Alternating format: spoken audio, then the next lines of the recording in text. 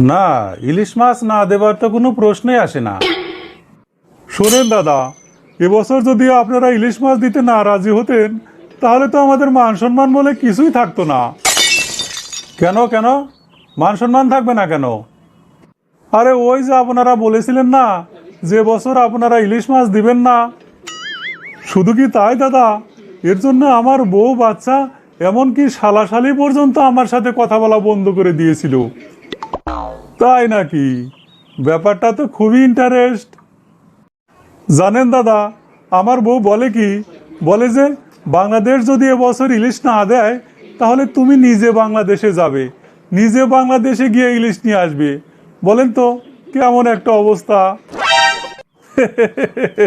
তাই নাকি? জি দাদা, জি। শোনেন দাদা, আপনারা ইলিশ মাছ নিয়ে যতটা এক্সাইটেড আছেন আমরা কিন্তু অতটা এক্সাইটেড না। কেন কেন? এক্সাইটেড না কেন? তাহলে বিষয়টা একটু খুলে বলি। আচ্ছা, এই যে আমরা যা আপনাদের ইলিশ দিচ্ছি, এইটা কি এমনি এমনি দিচ্ছি? বলেন, এমনি এমনি কি দিচ্ছি?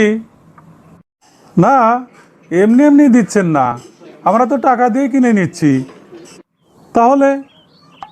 আরে আমরা তো বছরের একটি মাত্র দিন আপনাদের ইলিশ দিয়ে সহযোগিতা করে আসছি, আর আপনারা তো সারা বছরই আমাদের নানান কিছু দিয়ে সহযোগিতা করে আসছেন।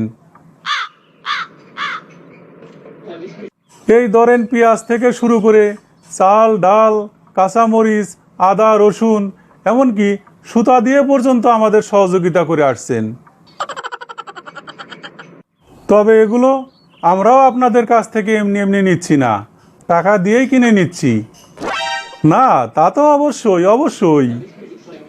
শোনেন দাদা, প্রতিবেশী দেশ হিসেবে আপনারা যেমন আমাদের সহযোগিতা করে আসছেন, ঠিক তেমনি আমরাও আপনাদের সহযোগিতা করে যাচ্ছি। দাদা, আপনার কথা শুনে এত ভালো লাগলো যে শুনে আমার চোখে জল এসে পড়েছে। আরে না দাদা, আপনারা আমাদের প্রতিবেশী, আর প্রতিবেশীর প্রতি দায়িত্ব পালন করা আমাদের নৈতিক কর্তব্য।